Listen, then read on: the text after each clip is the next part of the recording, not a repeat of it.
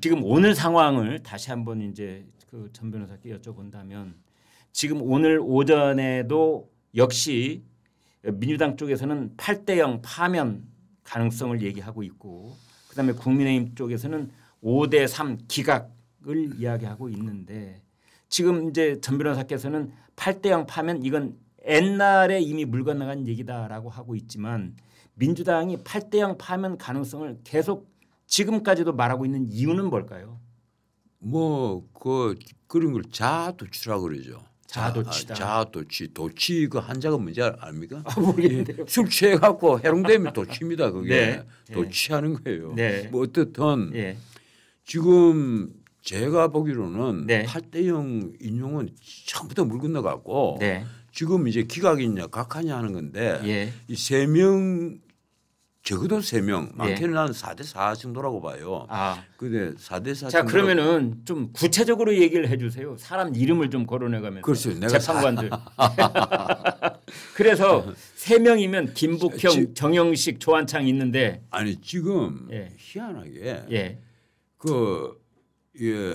거꾸로 뭐 정영식 재판관이 흔들린다 이런 말도 나오고. 아 예. 뭐 그런 말이 나오잖아요. 네. 그래서 김형두, 김복형, 조한창이 김형두 그 재판관은 과거의 그 여러 가지 판결을 한 걸 보면 네. 이 양반이 늘 이 보수라고 하기보다는 네. 뭐랄까 법률에 근거해서 그걸 벗어나지 않는 네. 어떤 하나의 확실한 아주 정치된 네. 그런 법 이론을 굉장히 강조를 하는 분입니다. 아, 예. 그래서 김영도 같은 분이 가령 여기에 솔직히 깨놓고 말해서 인용을 하려면 네. 우리가 법의 틀을 벗어나야 돼요. 난 그렇게 믿어요. 네. 인용을 하려면 예컨 대통령을 파면할 정도의 위협성이 있다. 이렇게 보려면 솔직히 말해서 지 양심 드러내놓고 그런 판결을 해야 돼요. 네. 나 김영도는 그렇게까지 못할 것이다. 네. 그래서 내가 4대4로 보는 이유가 바로 거기에 있습니다. 네. 그러면 김영도가 만약에 기각 입장에 쓴다면 네. 기각으로 나올 것 같고 아니면 오히려 뭐 3명인 것 같으면 각하가 둘 기각이 하나 이래서 각하가 될 가능성이 있지 않겠느냐. 네. 그러면 각하를 하게 된다면 그 각하가 그러니까 인용에 반대하는 쪽에 있는 사람들이 기각 혹은 각하가 될 텐데 그 기각보다 각하가 많으면 주문 자체가 각하가 되는지요. 주문은 아마 이렇게 될 것 같아요. 주문은 피청구인 대통령 윤석열에 대한 탄핵 소추를 거기까지는 똑같을 것 같고 이거 각하 내려버리면 파면한다, 기각한다, 각하한다 그 마지막 이제 4글자가 달라질 텐데. 예, 하나 확실한 건요. 네. 재판관이 누구든 간에 네. 인용을 하려면요. 예. 이거 쓰는 게 괜히 머리 아픕니다. 이 결정문. 인용으로 결정문 끌어내는데 예. 이거는 어디에서 어떻게 위법하고 어떻게 하고 헌법은 이렇게 지켜가 있지만 이걸 우리가 어떻게 봐야 하고 이 민주주의에서 이 한계가 어느 것이고 뭐 온갖 잡소리들을 다 늘어놓고 네. 그걸 윤석열이 벗어났다. 심지어 온갖 소리 다 할 겁니다. 네. 윤석열이 평소에 술 좋아하고 이 소리까지 찍을지도 몰라요. 예. 그런데 각하 이거는 문자가 한 장이 내복 쓰라면 한 장이면 깨끗하게 예. 제 얘기 한 2시간만 주면 아주 토시 하나 틀리지 않게 네. 예쁜 해서 딱 추고해가지고 딱 내놓을 수 있어요. 네. 그러나 기각은 예. 2시간이 좀 넘게 걸리겠죠. 한 3시간 뭐 깨끗하게 아마 헌법재판관들 이미 준비를 다 했을 겁니다. 그러니까 논리가 명쾌할수록 준비하는 시간이 짧아지는 거잖아요. 그럼요. 네. 궁색할수록 길어지는 거고. 이 각하 결정문 아주 쉽죠. 예. 이건 그 각하 결정문 쓰라고 하면 정말 이 헌법 공부한 분들은 아주 쉽게 씁니다. 알겠습니다. 그만큼 이 비상계엄 선포행위와 그 뒤에 생겼던 여러 파장들은 누가 보더라도 이걸 인용으로 끌고 가기에는 무리가 있다. 이 얘기 무리가 있으니까 시간이 많이 걸리는 거예요. 결정문 쓰는데 이게 판결문 두꺼우면 그게 그 판사가 똑똑한 게 아닙니다.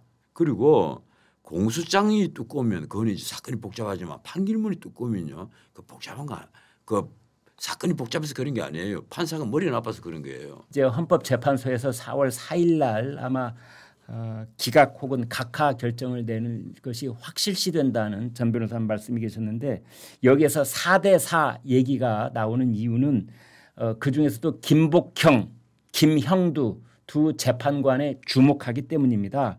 이 김복형, 김영두 두 재판관이 이 판사 시절부터 법관 시절부터 아주 엘리트 코스를 밟은 뛰어난 엘리트 중의 엘리트 그런 평가를 받았던 법조계 내에서 소문이 자자했던 분들이고 나중에 대법관 후보로도 늘 거론됐던 분들이고 특히 김영두 지금 재판관은 대법원장 후보로도 언론에 이미 보도가 여러 차례 됐었습니다. 그만큼 김영두, 김복형 두 분이 뛰어난 분들인데 이 두 분이 펼치고 있는 이 법리가 너무나 비슷하다는 겁니다. 그래서 둘이서 아주 그러니까 그 의도적으로 공조를 하는 건 아닌데 이제 재판관들이 평의를 하면서 돌아가면서 자기 의견을 얘기하는데 얘기를 하다 보니 둘이서 이 지금 사태를 설명하고 있는 그 법리적 그 근거가 너무나 비슷하고 서로 이렇게 호흡이 맞아서 심지어 뭐 두 분이 공조하는 것 아니냐 얘기가 나올 정도로 그런 상황이다라는 것 하나가 있고 또 하나는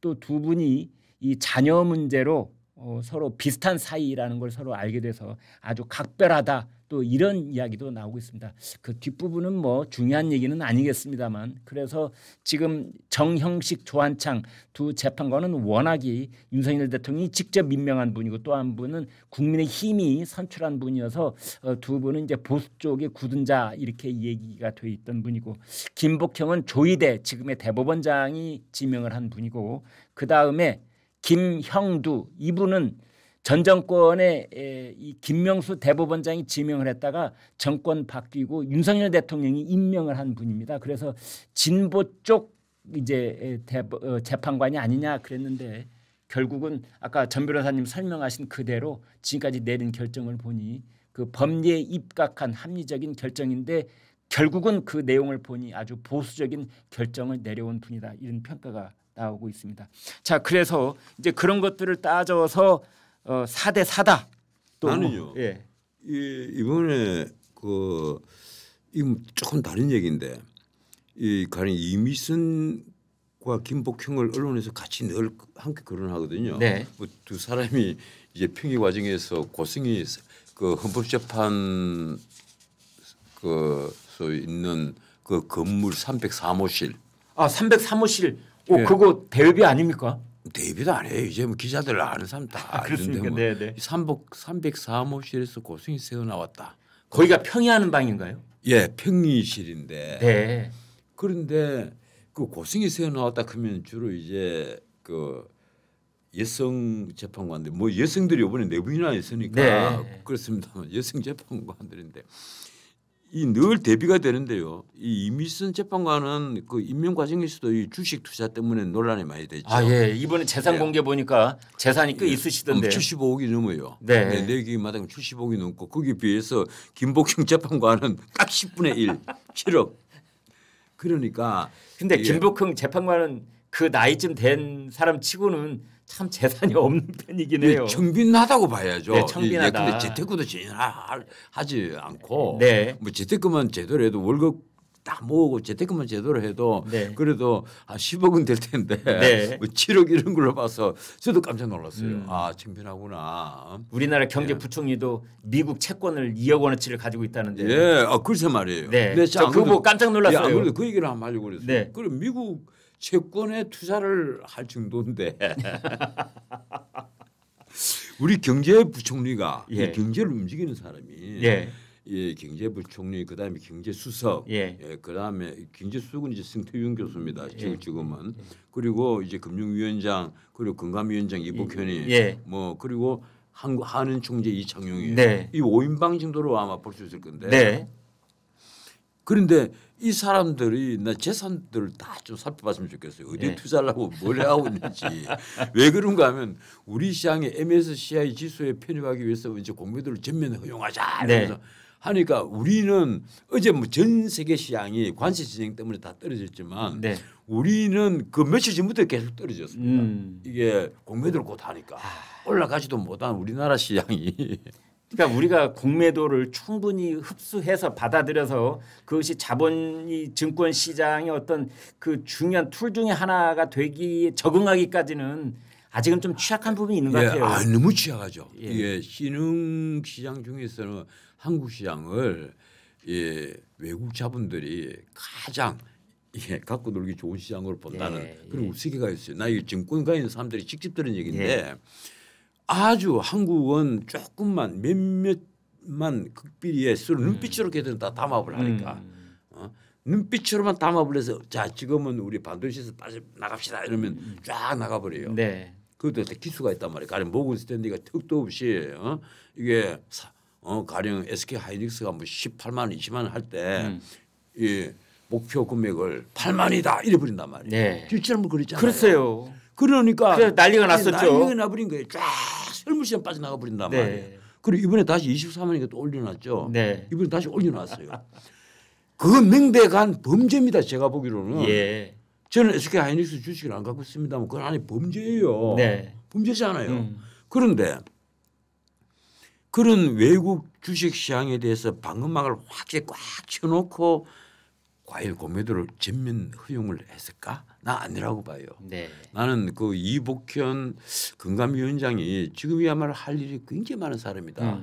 그리고 한은 총재 이창용도 여러 가지 사회 문제 뭐 언급은 좀 자제하고 우선 우리나라 지금 이게 외환부터 좀 방어를 제대로 해달라. 근데 이복현 금감원장은 지금 난리가 난 것이 직을 걸고 상법 개정안을 찬성하겠다 해놓고 그렇게 말이에요. 대통령 권한대행이 그걸 거부권을 행사해 버렸으니 이제 직을 걸겠다는 말을 실천해야 되는 거 아닌지요? 아니 그 이복현은 그래도 나는 참 모르겠습니다. 나는 직을 걸겠다고 했는데 그것을 관철하지 못했으면 직을 내놔야 되는 거 아닙니까? 삼성그룹 있잖아요. 네. 2심에서도 전부 다 무죄를 받으니까 네. 내가 그때 이 방송에서 한번 얘기를 했어요. 이 정도 같으면 적어도 그 한동훈, 이복현, 뭐 윤 대통령까지는 아니라도 그 두 사람은 석고대죄라도 해야 되는 거 아니냐. 네. 근데 그 다음 날 이복현 금감위원장이 저 정말 잘못했습니다. 고개를 팍 숙이는 일종의 네. 그 국민에 대해 대국민 사죄를 하더라고. 네. 깜짝 놀랐어요.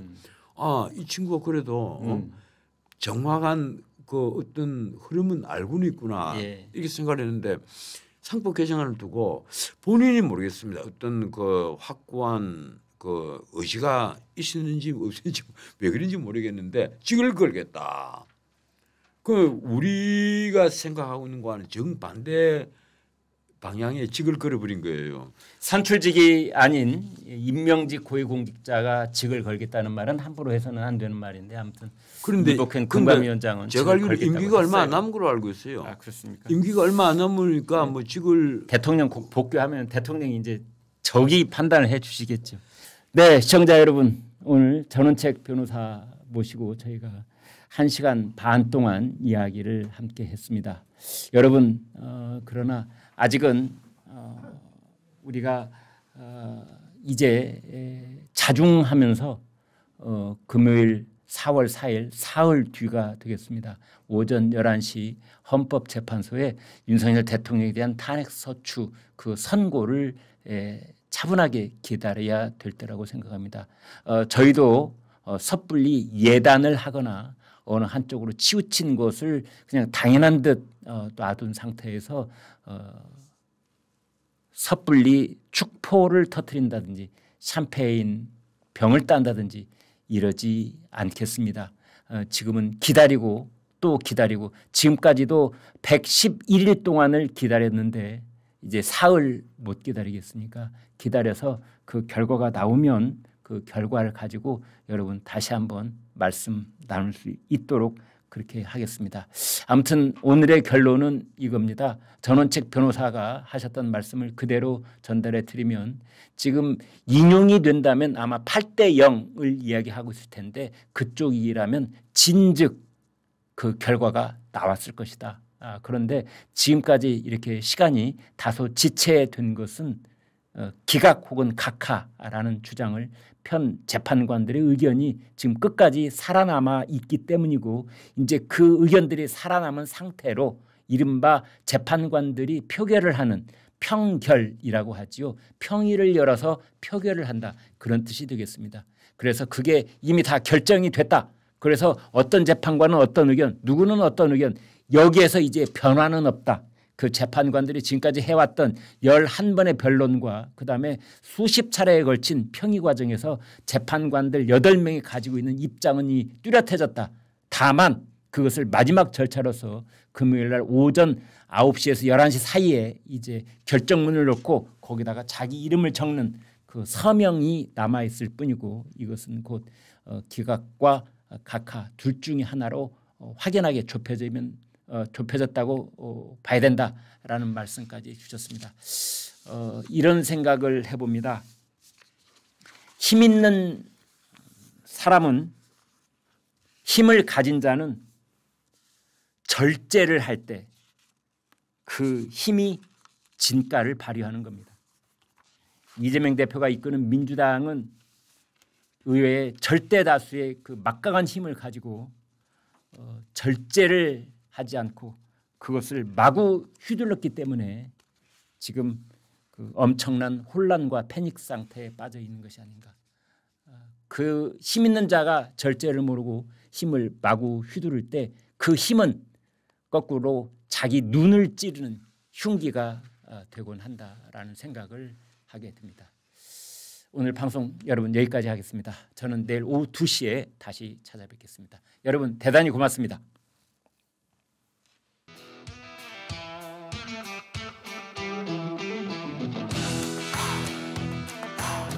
2012년 출시해 500만 병을 판매한 공전의 히트작. 매일 하루 한 병, 야생 산양산삼 한 뿌리분의 사포닌으로 활기찬 일상을 시작해보세요. 앰플병 한 병에 한 뿌리분의 사포닌을 담았습니다. 태백산맥 기운으로 자라난 야생 산양산삼, 더 산삼. 강원도 700고지 야생산에서 10만이의 정성으로 한 뿌리 한 뿌리를 캐낸 후 첨단 사포닌 최적화 공법을 적용해 과학화했습니다.